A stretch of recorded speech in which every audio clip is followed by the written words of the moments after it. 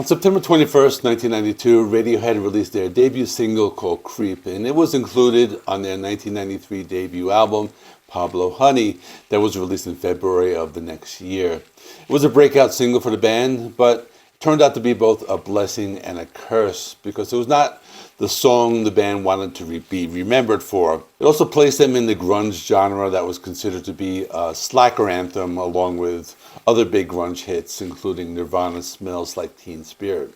The song Creep had that magical formula that was used by bands in the 90s. It featured that C, B, C, C minor chord progression that was repeated throughout and alternated between the arpeggiated chords in the verses and the distorted power chords in the chorus, something that Nirvana did with their big song. But the problem was that Radiohead didn't want to be this type of band. They wanted to make a different kind of music. Now it's time for them to release their second studio album called The Bends. This was released on March 13th, 1995 through Parlophone. It was produced by John Leckie with extra production by Radiohead, Nigel Godrich, and Jim Warren. But here was the problem. When they started to record the album at Rack Studios in London, they were pressured by their label to create something that would match the sales of their debut single, Creep. But Tom York didn't want to make Creep 2.0, and he had become physically and mentally exhausted.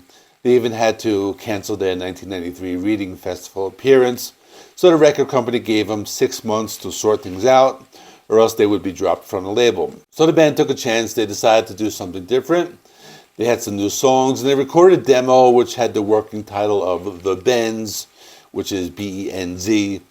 Tom York then played the demo to their co-producer, Paul Q. Calderi, and he thought that the songs were better than anything from their debut album, Pablo Honey. So it was that time they went to look for a new producer, and they chose John Leckie, who was a well-known producer and had produced bands that Tom York was a fan of.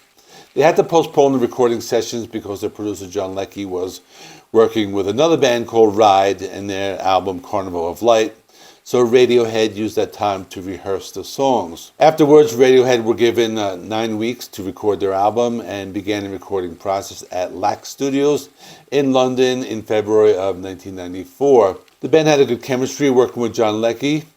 The album was also more of a band collaboration as opposed to Pablo Honey, which was mostly written by Tom York. They were later given a deadline to finish the album by October of 1994, but that was eventually extended. So the band was able to go out and tour Europe, Australia, and Japan, as well as a few other countries. And these tours ended up being very cathartic for the band as they were better able to work together. They eventually ended the recording sessions at Abbey Road Studios in London. The end product was something that still had alternative rock elements of the first album, but there was something new that was added to the sound. The songs were more spacey and odd, as described by music critic Bill Reed. Some critics called it a Britpop album, which was something the band didn't like. Others called it art rock. Other critics compared it to the later albums of the Beatles. And if you're wondering, the album title is a name for decompression sickness, which is something experienced by divers when they come up from water too quickly. Now let's talk about the songs in the album and what was so unique about them. The album also features my favorite Radiohead song of all time, so stay tuned as I reveal it when I get to it. The album opens with a track called Planet Telex. The band wrote and recorded the song in a single session at Rack Studios. The song was created after the band started to experiment with drum loops, and they added a piano with multiple delay effects. When they recorded the vocals, the band just returned from going from out at night, and Tom York was drunk. They eventually recorded the entire song in a few hours. The original title was Planet Xerox, but they couldn't get permission to use the trademarked name. I always thought that it was a very good song because it was different. It didn't sound exactly like something that was on the Pablo Honey album, but at the same time, it sounded like the same band. I think Tom York's vocals really made a great song because it has lots of highs and lows. In addition, the guitar playing of Johnny Greenwood really stands out because it gives the song that alternative rock component, which is different from their later work, which was mostly electronic in nature. The next song on the album was The Bends. This was the album's sixth and final single. The song was written back in 1992, back when they were playing grunge music, and was even written before their big hit Creep.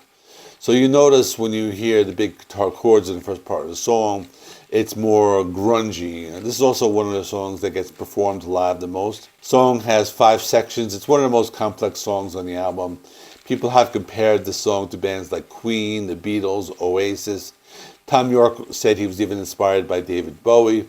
Some critics even called this a Britpop song, but as I said before, that band never really liked that label. The next song was High and Dry. This was released as a double A-side single along with Planet Telex. High and Dry was also recorded as a demo during the Pablo Honey sessions. Tom York even performed an early version of this with another band called Headless Chickens while he was in the university back in the 80s. The first music video was just a performance-based video, but they later made a video for the American market, which was inspired by the 1994 movie Pulp Fiction.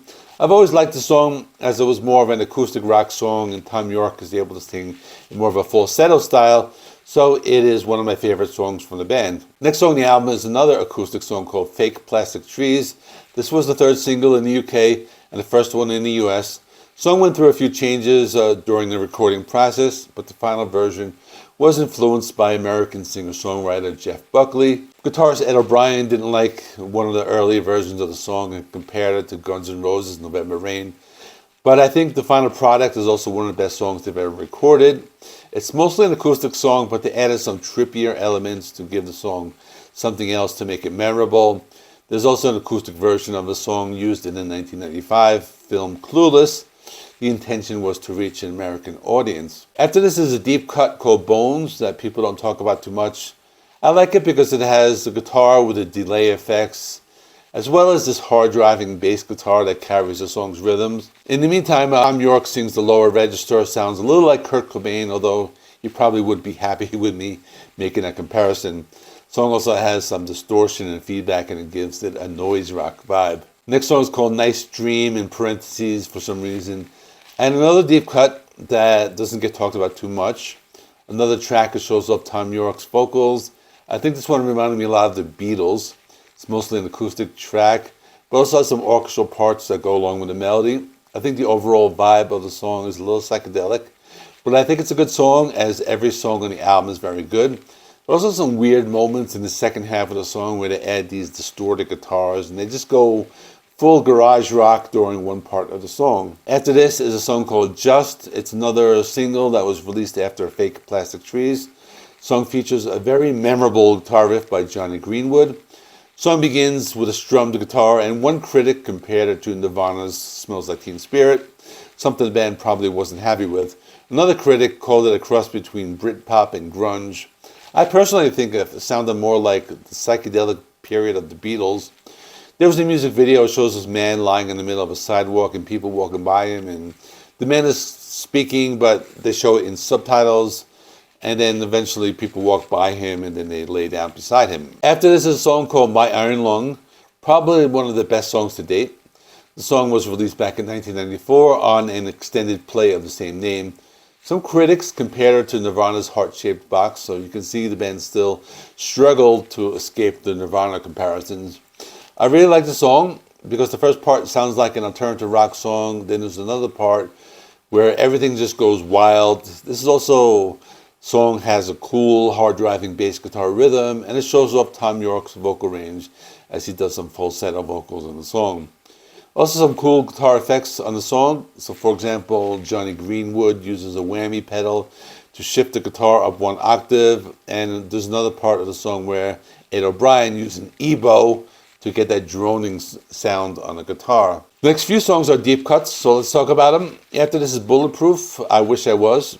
So it's a song that was mostly acoustic, but also has these spacey tones in the background. It kind of bridges the gap between their alternative sound from Pablo Honey and what they would be doing later on OK Computer.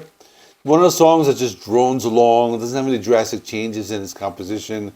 It doesn't really need it. The melody just sucks you in and keeps you interested. The arpeggiated chords really take you to another place. After this is a song called Black Star. It's another acoustic-based rock song that kind of reminds me of More Than a Feeling by Boston, but only the first few seconds, because after that, it sounds like a typical Radiohead song. It has those noisy alternative rock guitars and the spacey sounds in the background. The song also has a very full bass guitar sound. I like the mixing on this song as well. After this is a weird song called Sulk. This one foreshadows some of the experimental stuff they will be doing on later albums like Kid A or Amnesiac. This one has some experimental percussion and some of that alternative rock sounding guitars. It's not completely out there, just hints at the sound they would have afterwards. And the song also has some of that noise rock or garage rock in the second part of the song. The last song is called Street Spirit Fade Out. So before I talk about this, let me tell you a story first. A few years ago, I was doing a series of collaborations with another YouTube friend, and we did a top 10 song series of different artists. One of our videos was top 10 songs of Radiohead. What we would do is we would each make a list of our top 10 songs and count down our list, and we wouldn't know what was on each other's list.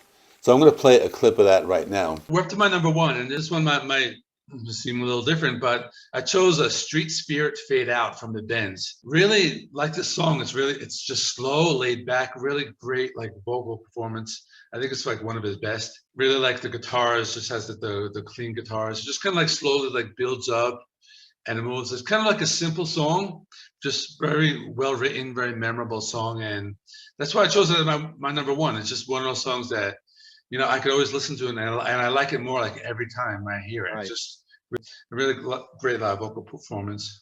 Number one for me, John, you're not going to believe it. Our bookend tracks are exactly the same. I got Street Spirit because that was the song that was playing on that Spotify rotation list. Yeah. The first song I ever heard by Radiohead other than Creep was that song. And I didn't know I was by them, right? Because I'm just listening in the background and I'm hearing that nice guitar riff, you know, from Johnny Greenwood. And I'm going, who the hell is playing that? And then I look and I go, that's Radiohead? I said, that doesn't sound anything like what Radiohead would sound like to me in my head. And I know that the lyrics, I mean, they talk about how they can't understand why fans like this song so much because the lyrics are so dismal. Yeah. They're talking about very dark elements of humanity and stuff. But I'm like, I'm telling you, it's like, if there's a song that I can play for somebody other than Creep and to get them to like Radiohead, I guarantee if I play Street Spirit for them, I could get them into the band. Yeah, it's just so catchy. It is, and it's accessible. It's an accessible rock song. Yeah, that you could play for somebody who never really was into Radiohead and get them into Radiohead. Yeah, and it's cool. And like this wasn't really like one of their big hits. I mean, I think it was a minor hit, right? But I mean, it's such a really like good song. I'm surprised it's not like wasn't more popular. Yeah, but yeah, I'm really surprised it wasn't more popular. Maybe in the UK it charted better, but I know might have been. Yeah, United States maybe it got on the modern rock chart for a little while. But I mean, I was managing the station during that time. I never really got any push from the record company to push this song. Yeah, and I don't think I ever remember hearing on the rock radio back then. So. Right. So as you can see, we both picked Street Spirit as our number one. So if you want to watch the full video to see our top 10s, I'll sit there right here. In the meantime, thanks for watching. Please give this video a like. It helps me with the YouTube algorithm. Please subscribe if you have not already. I do rock and metal reviews, rankings, and more. Thanks for watching. I'll see you in the next one.